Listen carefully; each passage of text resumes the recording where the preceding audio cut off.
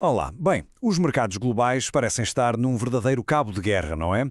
De um lado, temos economistas de renome a soar os alarmes, a falar de uma crise que pode estar mesmo ao virar da esquina. E do outro, os números, que nos contam uma história de uma economia surpreendentemente robusta. Então, o que se passa afinal? Vamos tentar separar o trigo do joio. O alarme começou a tocar bem alto com esta frase de Mohamed El-Erian, que é sem dúvida um dos nomes mais respeitados do Wall Street. Ora, quando alguém como ele diz que algo é o canário na mina de carvão, é um aviso muito sério.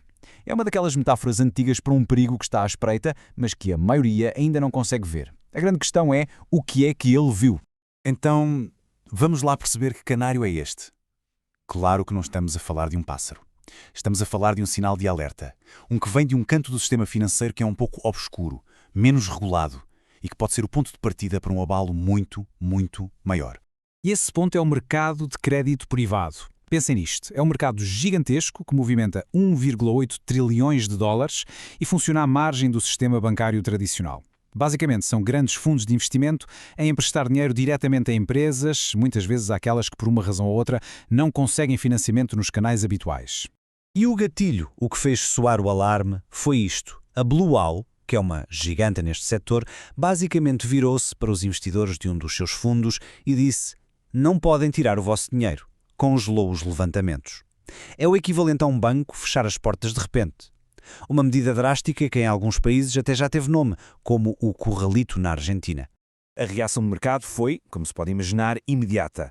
As ações da Blue Owl caíram a pique e levaram outras gigantes do setor atrás. Foi este o tal alarme silencioso de que falava El-Erian. Não foi um estrondo, mas um tremor de terra que levanta a suspeita de que as fundações do sistema podem ter fissuras. Mas o medo aqui é mais profundo do que apenas um fundo com problemas. A verdadeira preocupação, o fantasma que paira sobre tudo isto, é a inteligência artificial. E se as empresas que receberam estes empréstimos bilionários estiverem, na verdade, à beira de se tornarem irrelevantes por causa da IA?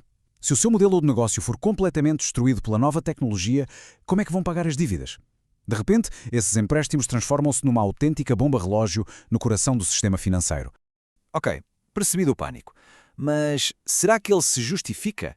Ou será que este canário, na verdade, já estava a dormir há muito tempo? Agora vamos virar a moeda e olhar para os dados que nos contam uma história completamente diferente. E aqui temos o debate. Preto no branco.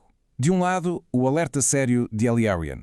Do outro, a resposta cética de analistas como José Luís Cava, que basicamente argumenta que El-Erian chegou tarde à festa, ou, neste caso, ao funeral. E o argumento Cava baseia-se nesta linha do tempo.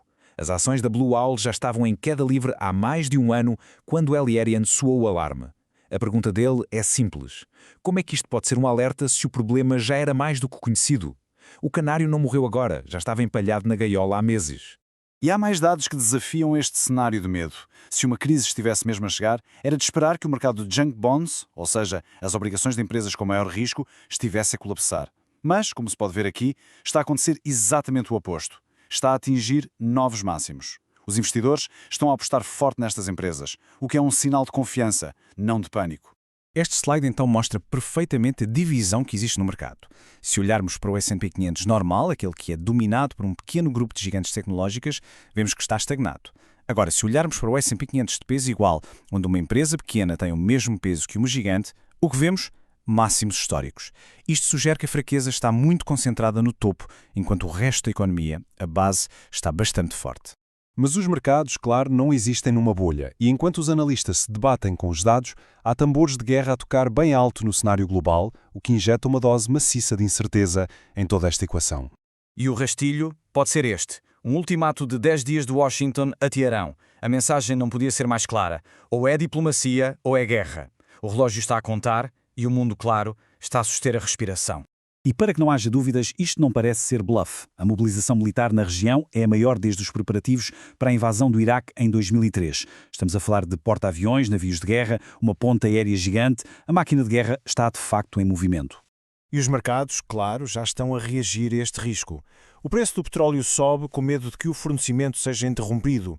O ouro, que é sempre o porto seguro em tempos de crise, dispara. E as ações, a nível global, começam a fraquejar.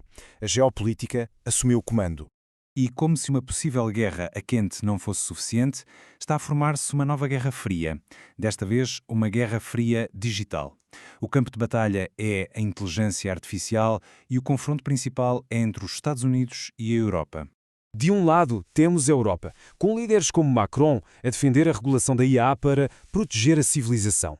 Do outro, os Estados Unidos, que veem qualquer tentativa de regulação como um ataque à liberdade de expressão e uma ameaça ao seu domínio tecnológico, e até já prometem retaliações comerciais. É um choque frontal de filosofias e de interesses. E para termos uma ideia do quão disruptivo tudo isto pode ser, basta ouvir as palavras de Sam Altman, o criador do ChatGPT. Ele não está a falar de robôs a substituir trabalhadores numa linha de montagem. Não. Ele está a dizer que uma superinteligência será um CEO melhor do que qualquer ser humano. Parem um segundo para pensar no que isto realmente significa. E a linha temporal que ele projeta é vertiginosa. Em menos de uma década, a maior capacidade intelectual do planeta poderá já não estar dentro de servos humanos, mas sim em data centers. A consequência disto não é apenas a perda de empregos, é a obsolescência de todo o nosso modelo de negócios como o conhecemos. Então, como é que juntamos todas estas peças? De um lado, um alarme financeiro a tocar. Do outro, dados económicos que parecem otimistas. E pelo meio, a ameaça de uma guerra e uma revolução tecnológica que não tem precedentes. No fundo, o que temos são 4 forças muito poderosas a puxar o mundo em direções diferentes. A verdadeira incerteza não vem de uma delas em particular, mas da colisão de todas elas ao mesmo tempo. E o resultado é este ambiente global extremamente volátil e imprevisível. E tudo isto leva-nos à pergunta final.